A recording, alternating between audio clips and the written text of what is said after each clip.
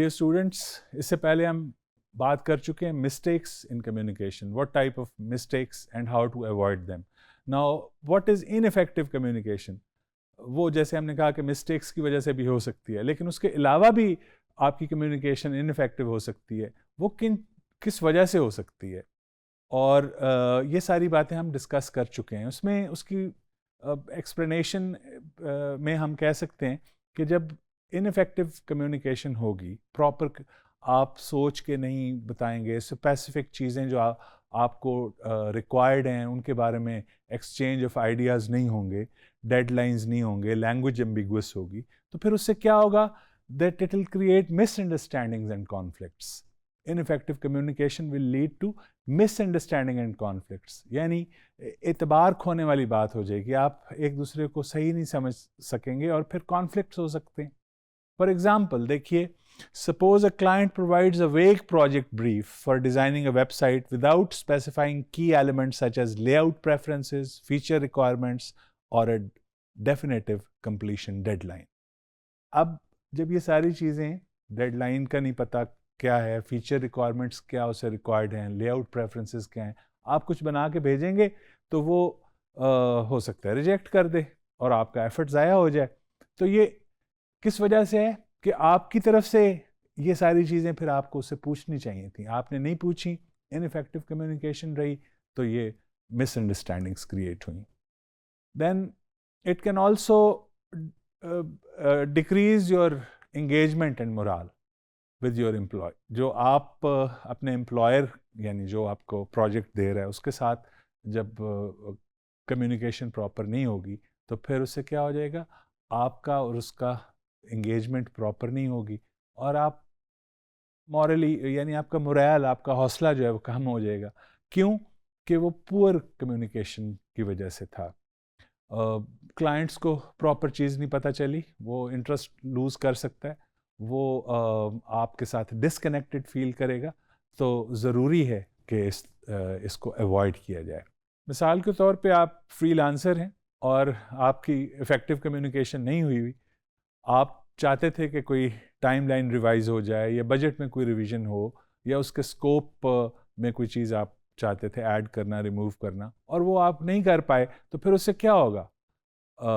आप अपने हिसाब से चल रहे होंगे, क्लाइंट कुछ और एक्सपेक्ट कर रहा होगा, तो उससे जो आपका एम्प्लॉयर है वो आपको पसंद नहीं करेगा, कहेगा मैं किस आदमी के साथ फंस गया हूँ. तो इसका ध्यान रखिए. आपकी इनफेक्टिव कम्युनिकेशन की वजह से ना सिर्फ आपका क्लाइंट आपसे दूर हो सकता है, बल्कि आपकी अपनी एफिशिएंसी और प्रोडक्टिविटी भी अफेक्ट होगी. आप खामखा एरर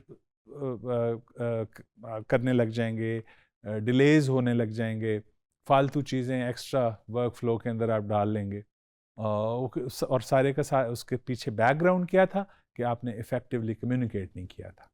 और इसका सबसे ज़्यादा नुकसान आपको होगा कि आपका ट्रस्ट और क्रेडिबिलिटी, क्लाइंट पे जो एतमाद है और आपका जो एतबार है मार्केट में, क्योंकि कमेंट तो देते हैं ना, फिर काम करवाया, सेटिस्फाई नहीं हुए, अनसेटिस्फैक्ट्री कमेंट आ गए, तो वो फिर आपकी प्रोफाइल का एक दफ़ा हिस्सा बन जाए, तो वो नुकसानदेह होते हैं.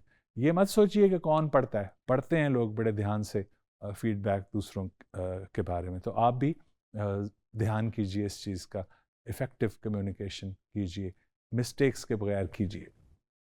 एक एक्टिविटी है, देखिए, एक ईमेल है. Write an email to a client requesting additional resources और एडजस्टमेंट्स टू अ प्रोजेक्ट. ये आप खुद पढ़ लीजिएगा, डिटेल में है. इसको आप पढ़ेंगे तो मैंने जैसे कहा ना कि इनइफेक्टिव कम्युनिकेशन, वो आपको इसके अंदर नज़र आएगी. कोशिश कीजिए आप उसको ढूंढें, और वो जब ढूंढ लेंगे तो फिर इसका करेक्टेड वर्जन इसके बाद में आपको दिखाता हूँ कि वो क्या होना चाहिए, वो भी आपने खुद पढ़ना होगा. तो पहले इसको टाइम लेके ज़रा ध्यान से पढ़ लीजिए. मूविंग ऑन, रिवाइज करने के लिए आपको किन चीज़ों का ख्याल रखना है, ये जो टास्क अभी आपको मिला है, इसके लिए सबसे पहले जो है आपने जो एग्जैक्ट नीड्स हैं वो स्पेसिफाई करनी है. इसमें नीड्स होगा, और वो ईमेल के अंदर जो पहले आपने देखी उसमें एग्जैक्टली स्पेसिफाइड नहीं होंगी, तो वो आपने स्पेसिफाई करनी होंगी. और फिर वो जो नीड्स हैं, वो जो ज़रूरतें हैं जो आप चाहते हैं कि वो स्पेसिफिकली एड्रेस हों, तो उनकी ज़रूरत क्या है, वाई दे आर नीडेड, वो भी एक्सप्लेन कीजिए। देन ज़ाहिर है जब when there is something added तो आपकी जो टाइम लाइन है उस पर फ़र्क पड़ता है, ये डेडलाइन पे, तो फिर उसके लिए भी एक स्पेसिफिक डेडलाइन बताइए। ये नहीं कि मुझे उसके लिए हफ्ता दरकार है, जो हफ्ता दरकार है वो कब शुरू होगा कब ख़त्म होगा, स्पेसिफाई कीजिए। और फिर आप रिक्वेस्ट कीजिए कि what specific action should the client take, उसको क्या करना चाहिए आपकी बात के साथ इत्तेफाक करने के लिए या आपकी बात को इनकलकेट करने के लिए अपने प्रोजेक्ट के अंदर। इन सारी चीज़ों का ख्याल रखते हुए जो एक रिवाइज्ड ईमेल आपके सामने आ सकती है वो स्क्रीन पे आप देखिए। इसमें वो सारी चीज़ें जो हमने आपको बताया कि आप ऐड कीजिए, स्पेसिफाई कीजिए नेक्स्ट एग्जैक्ट नीड्स और रीज़न दीजिए क्या क्या है, ये सब आपने अपने क्लाइंट को बतानी है। तो फिर उसमें जो रिवाइज्ड फॉर्म उसकी आएगी वो आपके सामने, उसको देख लीजिए और हर किस्म की मिस्टेक से, एरर से और इनफेक्टिव कम्युनिकेशन से बचिए।